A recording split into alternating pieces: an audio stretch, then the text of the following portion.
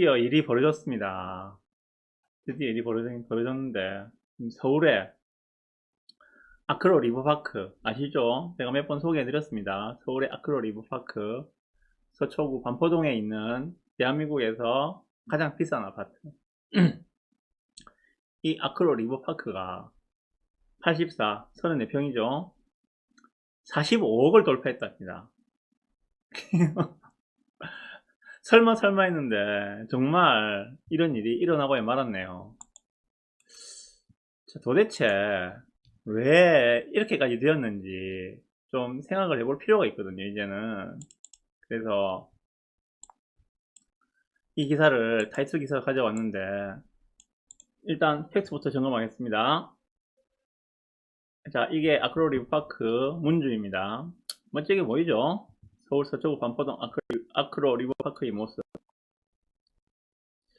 한강변 아파트 대장주인 반포 아크로 리버파크 국민평형 전용 84가 또다시 신고가를 깨며 45억 원에 거래됐다. 요거 42억 원 찍었다고 제가 방송한 게 한 달이 채 안 된 것 같아요.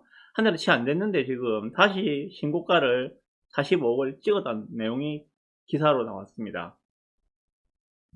실제 부동산 커뮤니티에서는 서초구 반포동 아크로 리버파크 전용 면적 84가 45억 원에 신고가를 경신하며 화제가 됐다. 이미 이달 2일이다, 그죠?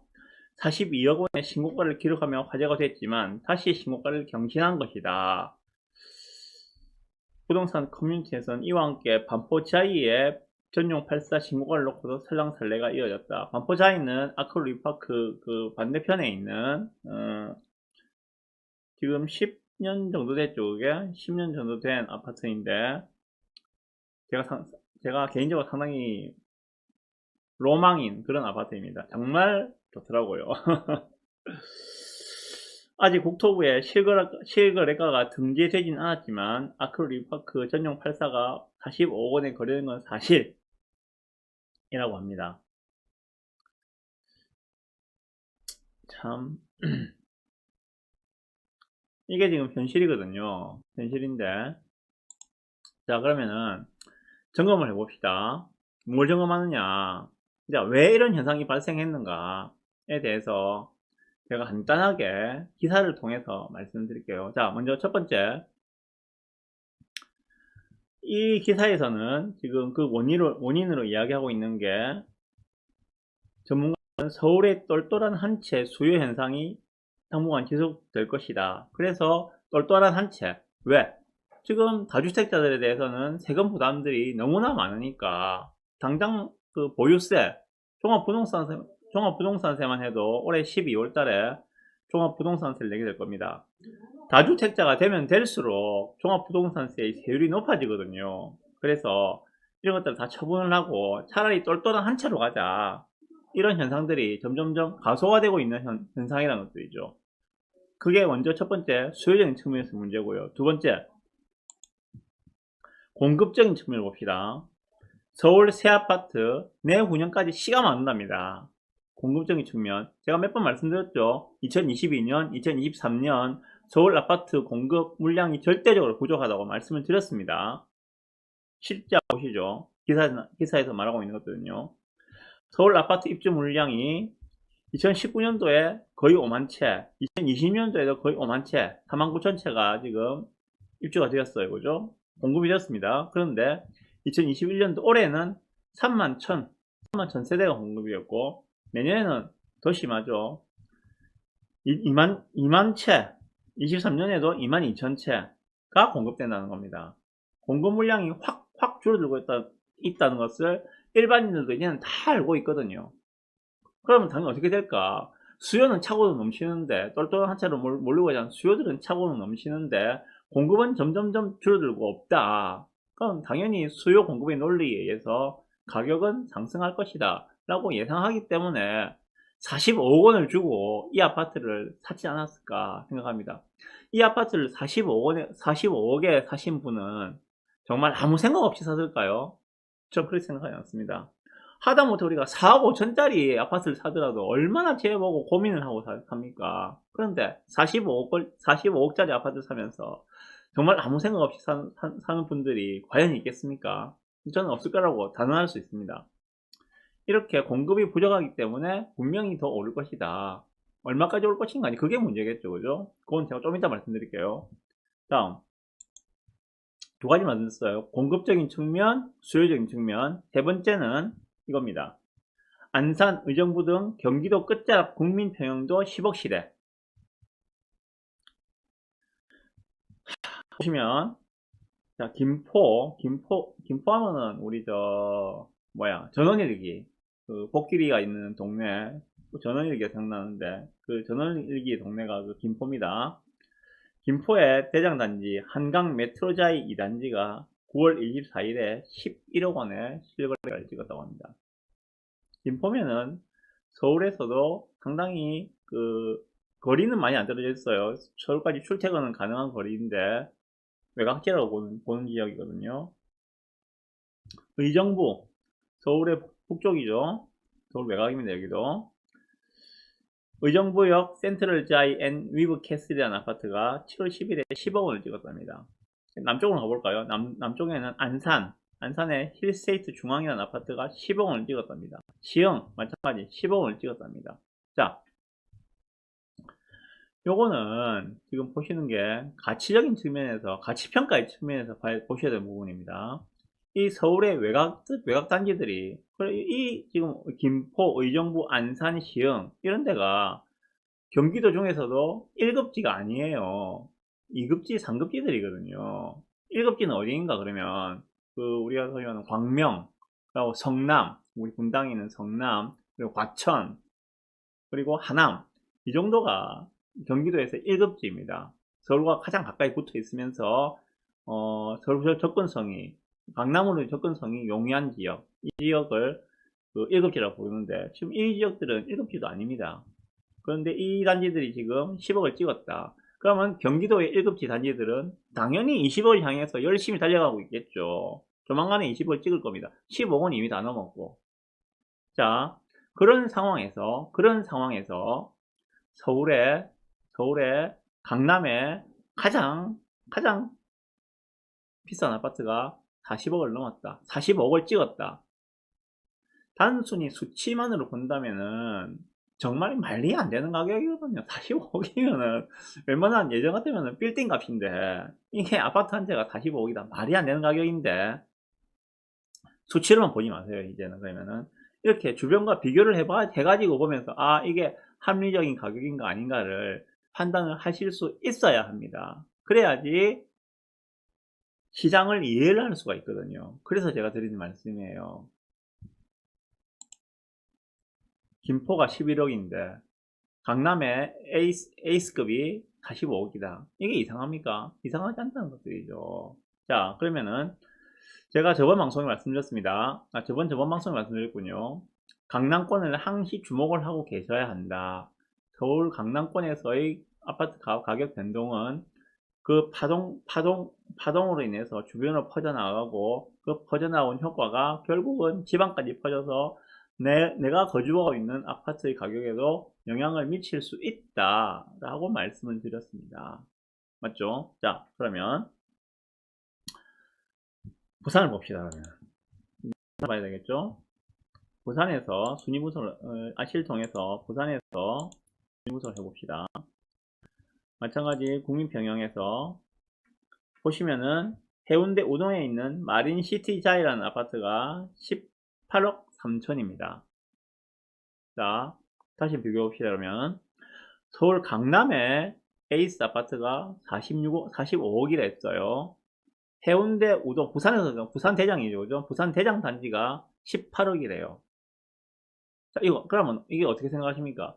예전 같으면은 해운대 우동, 부산에서 대장단지, 뭐 해운대 우동에 이 큰 평수도 아니에요. 33평입니다. 33평이 18억이다. 말이 안 되는 가격에 생각하셨겠죠. 그런데, 서울이 45억이라면은, 서울 대장이 45억이라면은, 부산에 18억이 이해가 되지 않습니까? 저는 충분히 이해가 되거든요. 자, 통상적으로 대장 대 대장으로 비교를 했을 때 서울의 대장과 부산의 대장은 서울 대장의 40% 가격 정도를 부산 대장으로 보시면 됩니다. 자, 그러면 45억에 40%면 얼마인가? 4, 46, 4, 5, 20 정확하게 18억입니다. 이상하지가 전혀 않다는 거죠. 서울 대장 가격의 40% 가격이 부산 대장 가격이 됐을 때 18억이 전혀 이상하지 않은 가격이다. 자, 그러면 부산의 대장단지 마린시티 자이가 18억이라고 했을 때, 자, 각 지역에 있는 대장들, 그러니까 뭐 수영구, 동래구, 뭐 연제구, 금정구, 요 단지들의 대장 단지들을 이제는 그러면 어디와 비교를 해봐야 되는가? 픽스 되어 있는 해운대 마린시티 자이와 비교를 해보시라는 겁니다. 과연 차이가 얼마나 나는가? 예전엔 차이가 얼마나 났으며 지금은 차이가 얼마나 나는가? 이 18억에서 20% 이상 가격이 낮다면은, 예를 들어서 동래구의 대장단지, 뭐 이제 곧 입주를 하게 되는 그 동래 레미안 아이파크가 되겠죠. 동래 레미안 아이파크가 해운대에 있는 마린시티 자이에 대비해서 20% 이상 싸다면은 그것은 저평가로 보셔도 된다는 겁니다. 아시겠죠? 무슨 말인가? 그렇게 평가를 해보시면 되는 거예요.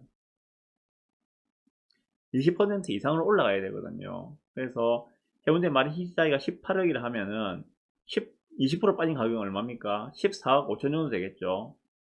14억 5천 이상이 돼야지 그게 정상적인 가격이란 거예요. 동네 대면 아이파크가. 그런 식으로 비교를 하시면 되는 거예요. 마찬가지로 연제구의 대장지 레 카운티도 현재 실거래가 찍은 거는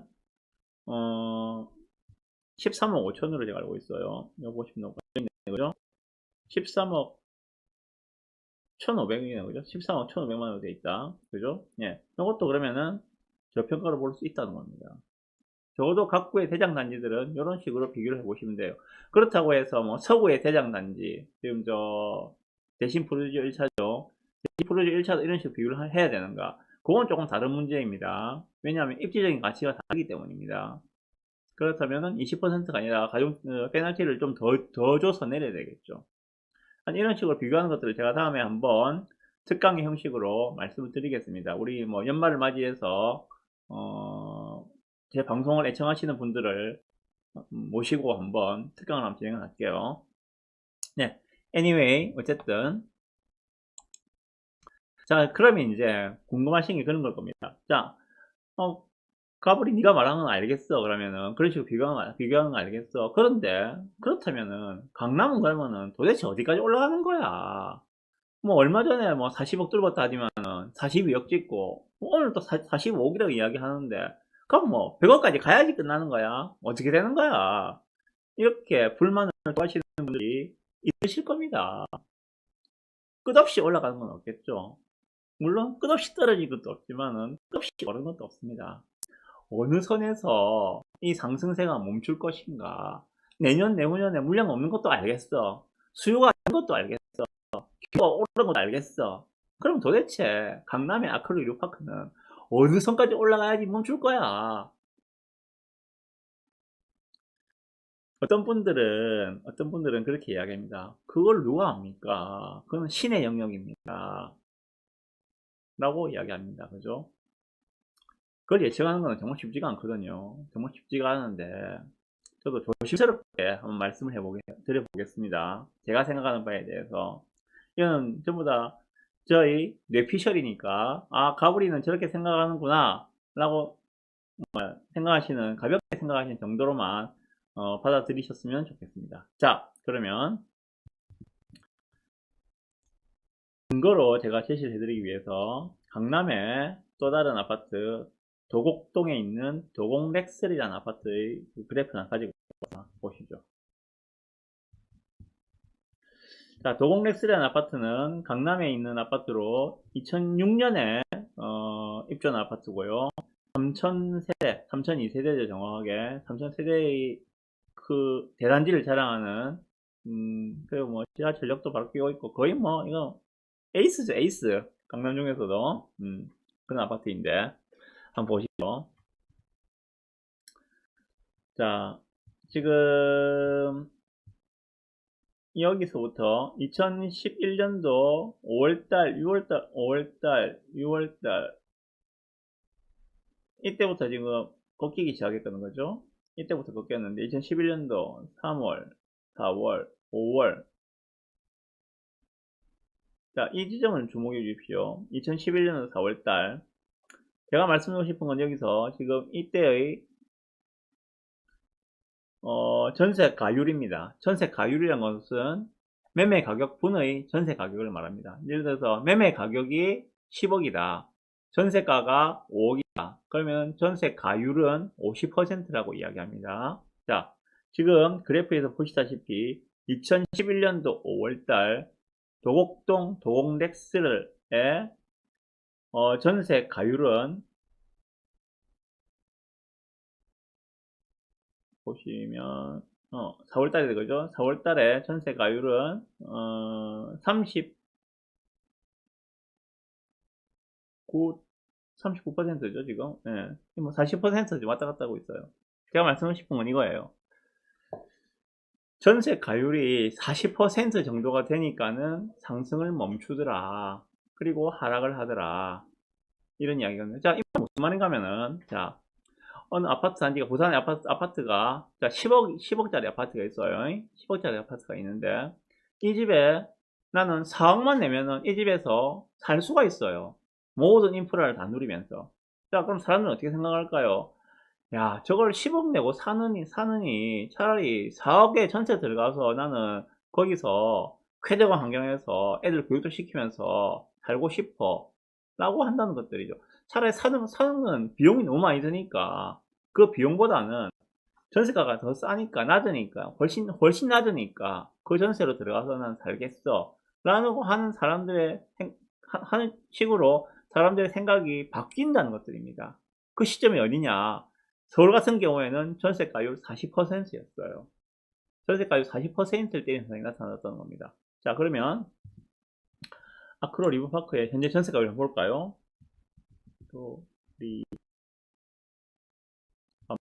아크로 리버파크 34평에 현재 전세가율은 얼마인가? 52%입니다. 자, 매매가 45억이라고 말씀드렸죠, 그죠? 매매 45억인데 전세가 22억입니다. 여러분, 매매가 45억은 참 이해가 안 되는 일인데, 전세가 22억은 이해가 되십니까? 한 아파트에 전세가가 22억이면 또 이해가 되시나요? 문제는 이거거든요, 지금. 현재의 전세 가율로는 하락할 수가 없다. 다시 말해서 상승을 멈출 수가 없다. 이렇게 생각합니다. 자, 이 그래프를 조금 더 보여드릴게요. 자, 2020년도 7월 달에 임대차 3법이 시작이 되었죠, 그죠? 2020년 7월 달 한번 가봅시다. 2020년도 6월 달. 이때 전세 가격은 얼마였는가 하면 14억 5천이었어요. 이때 전세가는 14억 5천. 15억 봅시다. 15억. 만약에 전세가가 15억 선에서 그대로 키핑이 되어 있었다면은 현재 아크로 리브파크 45억은 정말 꼭대기입니다. 왜냐하면 전세가율이 40% 이하로 떨어지는 가격이 되거든요. 45억에 40%는 얼마입니까? 18억이거든요. 그죠? 만약에 전세가가 15억, 16억에 머물렀다면은 지금 45억을 갈 수가 없었을 거예요. 아마 그 전에 42억 정도에서 내려간 매매가가 하락으로 전환했을 가능성이 상당히 높습니다. 왜? 말씀드렸다시피 그 집에 들어가서 살려면 나는 42억을 내야 돼. 응? 그런데 15억만 내면은 난 그 집에서 전세로 그 인프라를 누리면서 살 수 있어. 밤에는 한강 조망 보면서 와인 한잔 마시고, 단지에 있는 초등학교에, 최고 학군이라는 초등학교에, 뭐 아이들도 교육도 시킬 수 있고, 학원도 근처에 뭐 있고, 이런 모든 것들이 갖춰진 곳에서 살 수 있어. 어떤 선택을 하시겠습니까? 42억을 내고 그 집에 들어가서 사는 선택을 하겠습니까? 15억을 내고 그 집에서 전세 사는 선택을 하겠습니까? 당연히 후자일 가능성이 훨씬 높겠죠.